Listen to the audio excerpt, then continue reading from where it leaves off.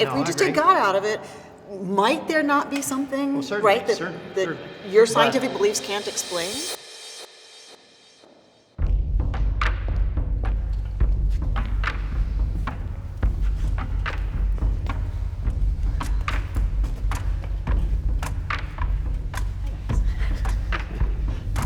My name is Matt. I'm 41 years old. I'm a pastor.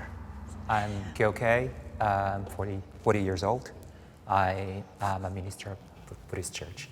I'm Andrew. I'm 42, and I'm a chemist. I'm Jess. I'm 36, and I'm a volcanologist. I'm Don. I'm 64. I'm a paleontologist and geologist. I'm Amy. I'm 53, and I'm a rabbi. I believe this universe was created.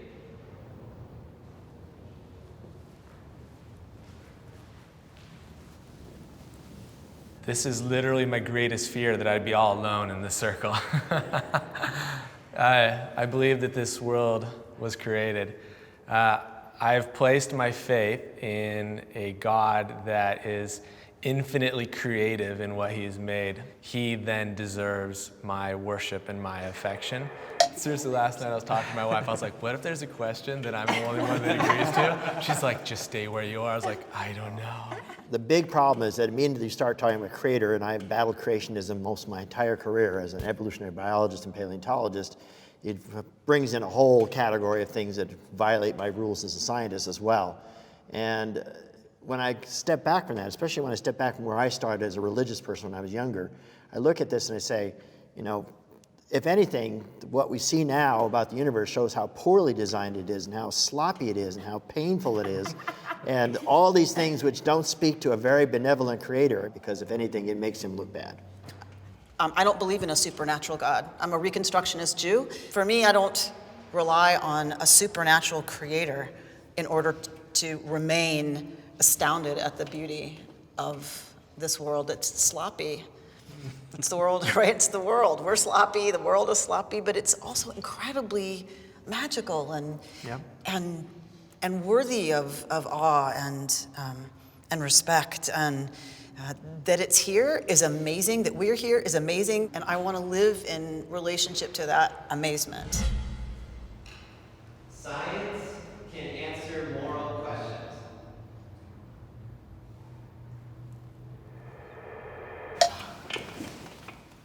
I never look to science to go like, is murder right or wrong? I look to science to say how many murders were committed last week. You know, that's what I want to know. And then say, is there a trend? What is the cause of these murders? Blah, blah, blah. And then we use, we use different tools, I guess is the best way of putting it, to assess whether or not we should be murdering people. Where do those morals come from then? I think they're innate in humans. All societies have had certain things they agree on, regardless of religious background and so on. We don't require a deity or any kind of religion to give us those things. And we come with them as part of our species. And for me, it's not so much that science can answer moral questions, but science certainly can guide us in a lot of ways, especially when moral questions in conflict with reality as we've now learned it. There are things that my beliefs cannot explain.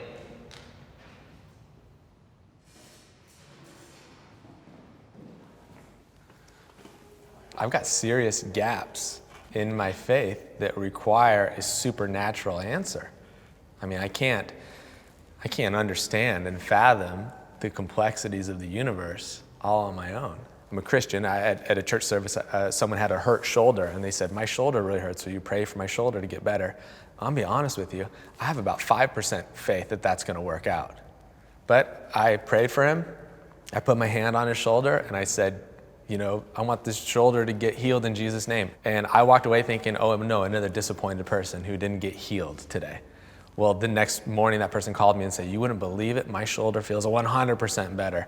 I still don't have a good answer to that, but I just know every time I get an answer or an opportunity to exercise my faith in a supernatural way, I want to take that opportunity because I just don't know what the answer might be. It could be something terrific.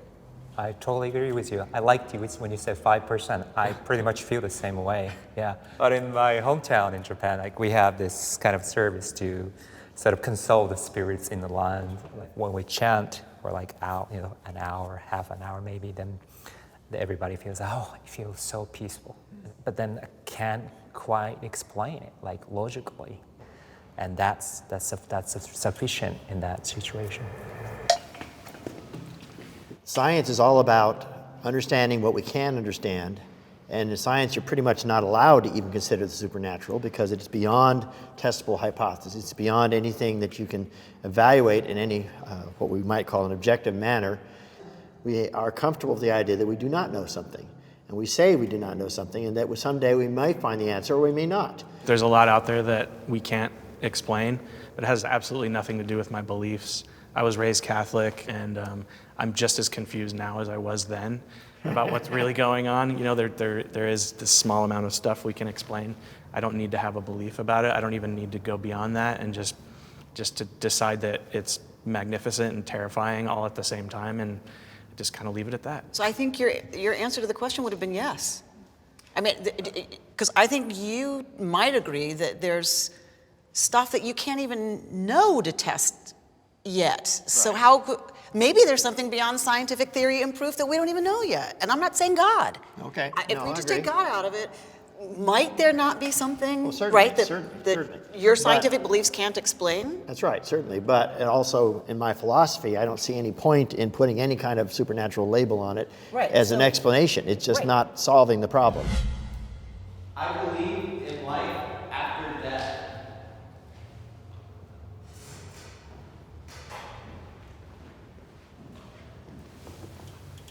Well, I'm so glad you're with me because I didn't want to be here all by myself. I mean, I just see purpose for our lives that extends beyond the here and now, that there is an eternity that God wants to have with us. His love for us is so deep that it desires to have a continued relationship with us as far as time goes on. Because I live in Long Beach, right? I go down to the beach and I see the waves in the ocean. At the beach, they come ashore and they leave. We compare that to life. We take different shapes and different forms, and the length of the wave, we have no idea. You show up in different locations, which you have no control. The idea that this momentarily shape that we have, this life, and trying to preserve it, you know, and then we're kind of missing the whole point that we are actually that greater ocean. In my limited capacity as a individual human, like in this form, in this shape, I have no idea. How could I possibly have any idea about what that being ocean is gonna mean or be? And so I know that I will continue to be part of the universe, but not as me, not as this. I would agree with that. I mean, I see no evidence from anything that I can observe or anything that goes on that it's more than just wishful thinking that humans in some form are going to exist in some afterlife where they're recognizable and their identities carry on. When I was a kid, I asked my dad if our pets would be waiting for us in heaven when we died, and my dad said no, and I was shocked, and I was like, why would there not be pets in heaven? And my dad's like, well, there are animals, and I'm like, why not my animals? And he's like, well, they're just like a generic cat and a generic dog, and I went, wait, what? And so at that point, that's when I started to question, like, wait a minute, what happens next? And yeah, I'm kind of, you know, with a lot of you guys here, just saying that, look, you know, wouldn't it be great if we could go on and on and on? But I think because we don't see any evidence for it, I have to be in the camp of, well, we get this one shot, make the most of it, do the best you can, and then when it's done, you know, don't have any regrets, you know, live with doing as much as you could that is good so that you will live on in the memories of those who stay behind. I'm so sorry your dad told you your dog's not going to heaven. What a crushing thing to hear as a child. You know, all good dogs go to heaven. I mean, That's what the movie said. It must be true. I think he was trying to like let me down gently, but I I don't know. yeah. Like some days, I'm like totally zen. I'm totally there. Like it's okay. It's all one, and I will just not exist. I'm usually not as afraid of death as I am of dying. Like I'm afraid of dying because I've seen some really bad dying.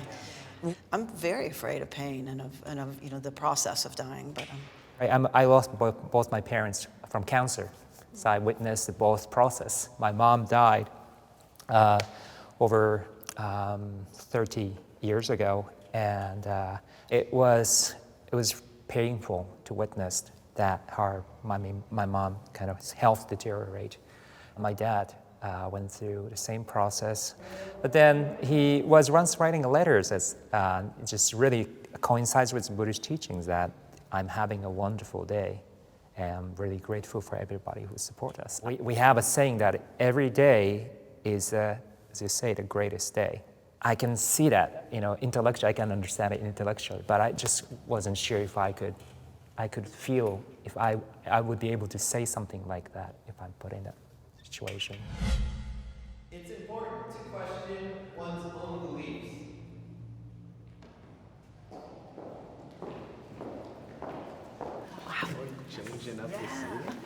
Man, I'm such a skeptic, and that includes questioning my own beliefs, especially if I form a hypothesis and I'm working on an experiment. I mean, you always kind of want it to go a certain way, and you have to do your best to remove that bias. And then a lot of times, if you're in research, it just doesn't work.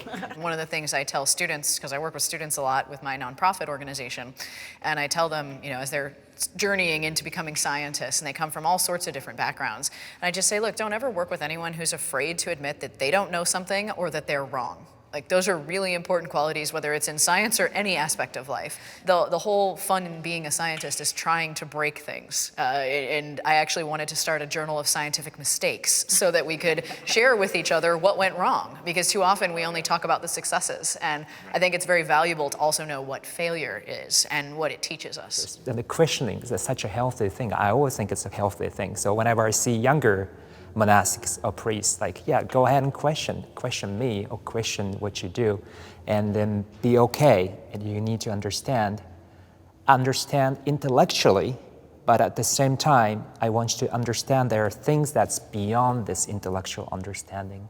So that's an unrecognizable part of understanding that comes only through experience. Good job. Nice meeting you. Very interesting to talk to. Really interesting. Nice meeting you. Nice to meet you. Nice to meet you. It's good to meet you too. Hey guys, this is John. And Kendra, thank you so much for watching this episode of Middle Ground. Make sure to let us know what you think in the comments below. And as always, please be sure to click subscribe and watch more of our stuff. We'll see you next time.